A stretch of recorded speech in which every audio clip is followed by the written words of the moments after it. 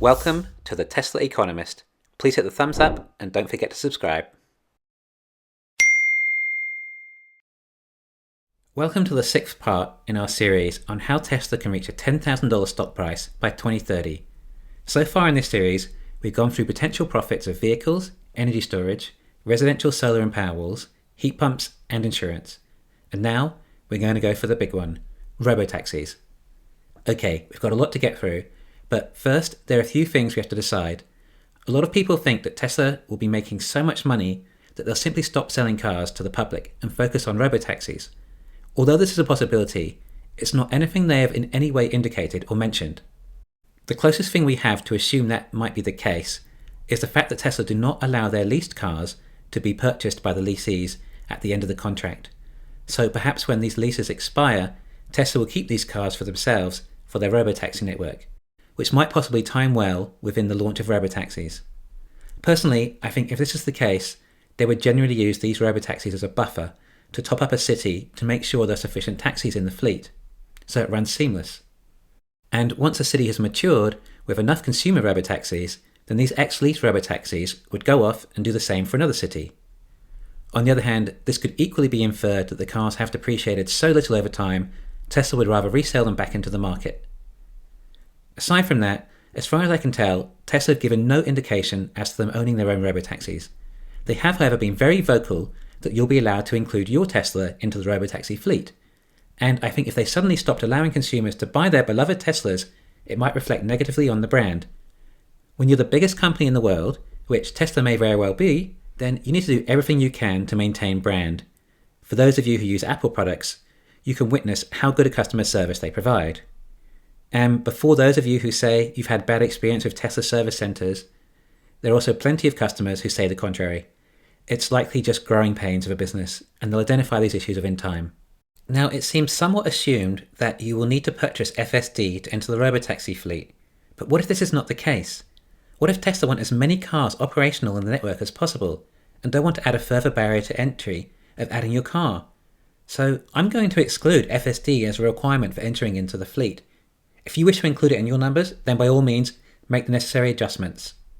So we will base the rest of this video on the assumption Tesla will continue to sell cars to customers and they'll be allowed to use their cars in the robotaxi fleet. Also, on Autonomy Day, Elon did literally say, essentially, customers are fronting us the money for the car, so it's great. As we saw in our last video, we went through Tesla's insurance. Now, as some of you may agree, I think Tesla's main moneymaker is robotaxis, and a lot of the business is oriented around that. And Tesla offering insurance will be a supplementary product to customers offering their Tesla out in the robotaxi network. In other words, you likely have to pay for Tesla insurance to be entered into the robotaxi network. And in all honesty, we don't even know if any other insurance companies would even want to insure robotaxis. And perhaps this is the true reason car insurance is a Tesla product. I mean, just think about it for a second. Can you imagine other insurance companies feeling comfortable insuring a car they know very little about relative to Tesla, going out driving by itself and picking up strangers as passengers? They'll charge a fortune for such a service, or simply decline it. Probably the latter. Whereas Tesla is confident the car can drive better than a human, the passengers are not strangers to Tesla, as they're identified on the Tesla app, and there is an internal camera they can access to see who is liable for any potential damage. No one is going to be able to insure a robotaxi for anything close to the cost of Tesla's insurance. So I personally think this is why Tesla have gone into insurance. They want to have full vertical integration. They don't want anyone getting in their way or preventing their master plan. Anyway, there are plenty of people out there with theories on how the robotaxi business will work and operate. I just wanted to establish the ground rules on what we'll be working with and offer an explanation as to why. Now we've laid down the groundwork, we can get on with the exciting bit that we've all been waiting for. There's a reason we've saved robotaxis until now. And yes, there could very well be some competition by 2030, whether it's other robotaxis or simply other lower cost forms of transport. For example, in China, they already have AutoX with a driverless robotaxi service. Google's Waymo is making progress too. But at this stage, Tesla's FSD is just orders of magnitude ahead. A Tesla robotaxi is always going to be cheaper, get you to your destination faster, arrive to pick you up sooner, have better in-car entertainment. Obviously, you're in a Tesla with all the other advantages a Tesla offers, such as all the extra safety. It's just going to be a much better product. But there simply might be a consumer who just doesn't want to use a Tesla for whatever reason, so there may be a few competitors around, but it would definitely appear that Tesla is on the path to take the lion's share of the market. Anyway, in our modelling, the competition doesn't really matter in the way we'll analyse the potential robotaxi income, as we're going to try and calculate the fleet size and generate average income per car. So let's first gather all the data we have about robotaxi's potential. Let's start with what we learned from Autonomy Day. After going through a few ways to solve this, it became apparent to me it was best displayed in a spreadsheet. So let's go through the spreadsheet. Cost per mile. This is total cost of everything involved in running a robotaxi, coming in at 18 cents a mile. This includes depreciation, insurance, maintenance, tyres, cleaning. As far as depreciation is concerned, it's only an average of 3 cents a mile. If the vehicle costs $35,000 and it's capable of 1 million miles and has an intrinsic value of $5,000 at the end of that period. Average cost of ownership. 62 cents a mile is the number that Tesla gave us on how much a traditional car costs to run per mile. According to my research, this was a bit on the higher side, and I thought the average is probably closer to 50 cents. But either way, on a side note, whether you're running a Tesla as a robotaxi or personal, at 18 cents cost per mile, Tesla is certainly the lowest cost of vehicle ownership, due to the low depreciation rate, the number of miles they can do in its lifetime, the intrinsic value of the battery at the end of the life, and the fact there's no fuel. Robotaxi rate. This is what a Tesla robotaxi would charge per mile, at least with a Model 3, as in this is what a passenger pays per mile, $1.01. I know a lot of you are expecting it to be significantly cheaper, but this is still a half to a third of what Uber and Lyft are charging. This is also based on current prices. In 2030, the prices should have come down somewhat, particularly with the Model 2 version. However, I can't see it dropping less than 50 cents a mile, which does come to around 10 cents a mile if you are using pooling, which may not be so popular in countries like the US. It might be popular in countries like India. Gross profit per mile. 65 cents is the gross profit a robotaxi earns per mile with a passenger. We're factoring in that only 50% of robotaxi miles will actually have passengers. I would say it more likely as the fleet expands and the intelligence improves, then it might be closer to 75% of miles will have passengers, thus increasing the profits and likely reducing the costs. So in other words, for every 2 miles a robotaxi travels, it has a cost of 18 cents a mile, totaling 36 cents, and it will earn $1.01 a mile with a passenger, and thus leave a total of 65 cents gross profit. As of those 2 miles, only one of the 2 miles will have a passenger, and one will not. Percent of miles with a passenger. I just explained before that 50% is the percentage of miles that the robotaxi will have passengers. Hours of operation. The average number of hours a robotaxi is operational a day, which Tesla estimates at 16 hours. Average speed.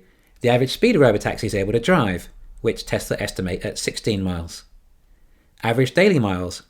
The average speed multiplied by the average hours of daily operation, i.e. 16 hours multiplied by 16 miles an hour, which is 256 miles a day driven, which should be achieved within one charge. Annual miles. The average miles a day multiplied by the number of days in a year. Perhaps there will be some days the car is not operational, which is why Tesla have said 90,000 a year at Autonomous Day. Lifetime. We'll be going with a 1 million life battery. Years of earning. Lifetime miles divided by the number of miles driven a year, around 11 years total. Annual revenue. So if a robotaxi is doing 90,000 miles a year and half of those miles are with a passenger, then that's 45,000 miles a year earning $1 a mile, which comes in at $47,187. The taxi is costing 18 cents a mile at 90,000 miles means $17,000 a year. Remember, this cost is per mile, not per mile with passenger. That creates a gross profit of $30,000 a year, just like what Tesla claimed. Tesla's commission. I've set Tesla to take a 40% commission. I was thinking it would be somewhere between 30 and 50%, so I went for the average of that range. Of course, if you think it'd be different, then change it accordingly. But it comes to $12,000 per robotaxi per year. Owner net income. Leaving a net income of $18,000 for a robotaxi owner. Cost of robotaxi. In this scenario, we're using a Model 3, and I'm going to estimate that we're using the equivalent of a Standard Range Plus, and it costs $35,000. At a guess, the difference between a long range and a standard range as far as income goes, would be that long range might get more miles, perhaps 50% more miles in its lifetime, due to fewer charging cycles required. Robotaxi fleet size. Uber currently has 4 million drivers worldwide. However, when the price is reduced significantly from $2 to $3 a mile to $1, or probably closer to 50 cents with the compact Tesla, then demand will increase significantly too. In addition to that, most passengers much prefer not to have a driver too, along with the additional entertainment available in a Tesla over an Uber. And the cost of robotaxis being that much cheaper does mean it becomes a cheaper and more convenient option for many consumers to give up their car and just use robotaxis, particularly in large cities. Also, we're talking about nearly 10 years' time. Previously, we've estimated that Tesla should have around 85 million cars on the road by 2030, going by their 50% growth model. Now, for a start, a lot of people automatically assume that people will be buying brand new Teslas just to add them into the robotaxi network. And yes, it's highly possible that some people may do that, as the returns are so good. But what about all the owners who have had their Teslas for 5 years or so, and already done 100,000 miles on the clock, and want a new car? Well, wouldn't it be a likely scenario that rather than sell these back on the market, they'd simply add them into the robotaxi network? Remember, Elon also said that they have a net present value of $200,000. If they've only done 10% of their life with 100,000 miles, relative to 1 million, then there's still about $180,000 left on the net present value, implying that even if they did sell it back into the market, someone else would likely be purchasing it to add it into the robotaxi network anyway, as that's where it's priced in the market. So I think as Tesla's owners' cars get a bit too old, they'll end up in the robotaxi network one way or another, rather than the used car market. In addition to that, it's also possible Tesla will supplement the fleet with some of their own robotaxis too. Anyway, all this combined, I'm going to estimate there'll be 20 million robotaxis operational by 2030. And bear in mind, I also think that 85 million Teslas on the road is pessimistic. So with this estimated profit per car, we're coming in at $242 billion a year for Tesla. However, since Autonomy Day, the latest update we had on robotaxi potential was the Q4 earnings call. Elon said that a robotaxi should increase a car's utility by 5 times, going from driving 12 hours a week to 60 hours a week. On Autonomous Day, we were told 16 hours a day, which equates to 112 hours a week. So at 60 hours a week, it would come in at 8.5 hours a day. However, as a result of them being used during higher demand periods, I would also expect that the percentage of the time the car is empty would be lower too.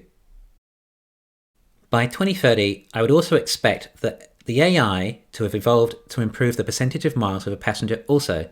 So let's redo the numbers with just 8.5 hours a day and 65% of the time with a passenger. It now comes in at $167 billion a year gross profit. And I think this is the number I would like to use for our analysis. To be honest, 16 hours a day definitely did seem a bit on the high side, but 8.5 hours does feel like it's on the low side too. Perhaps 12 hours a day might be more realistic, but let's stick with 8.5 hours. And remember, this was done in Autonomy Day before any mention of a Model 2 or compact $25,000 car, and was based on a Model 3. This will reduce prices significantly with a Model 2. I think 50 cents a mile is really the target, which makes it cheaper than car ownership, and if used for pooling, can be as low as 10 cents a mile. Everyone compares robotaxis like it would be cheaper than owning a car, and yes, for some people it certainly will be, particularly if they can get the price down to 50 cents a mile. But we're comparing the cost of owning a car relative to a robotaxi. We're ignoring the initial $35,000 or so outlay of a car too. Sure, we do include it in depreciation, but we aren't including it in opportunity cost.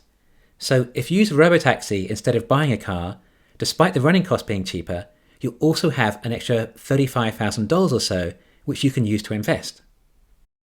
And it won't just be Model 2, Y and 3 available.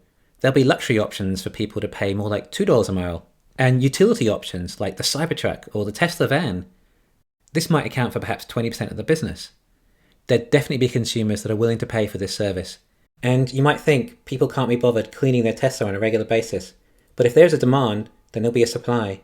There'll be businesses that literally service and clean robotaxis for the fleet, even if they're privately owned. Tesla could quite easily display advertising in their robotaxis too. You may have full control over the Tesla apps, but first you might have to endure 1 minute of ads, or perhaps 30 seconds of ads every 5 minutes or something like that. But there might also be the option to order a taxi without any ads too, and pay a slightly higher cost per mile. I guess it depends on your budget. When we get into robotaxi economics, we can start to see the real value of what Boring Tunnel can offer. If we can get robotaxis to their destinations that much faster, then they do that many more journeys within the same time. If robotaxis charge by the mile or kilometre driven, and they're stuck in rush hour traffic going a mile every 10 minutes, then that's not particularly profitable. But if they're able to go in a Boring Tunnel under New York City at rush hour, and they're capable of reaching over 100 miles an hour, then they're going to be nearly 20 times as fast, and suddenly add 20 times more utility and value. This is huge, and I've never heard anyone discuss it. So if you want bigger numbers, then the Boring Tunnel will be a great opportunity. The fact the cars do not need to start and stop each time means they'll be able to go much further on a charge, which also means the batteries will last longer before degradation too. It will mean they can get passengers to their destinations much faster, reducing costs significantly, hitting the point where it costs less to take a robotaxi rather than owning a car.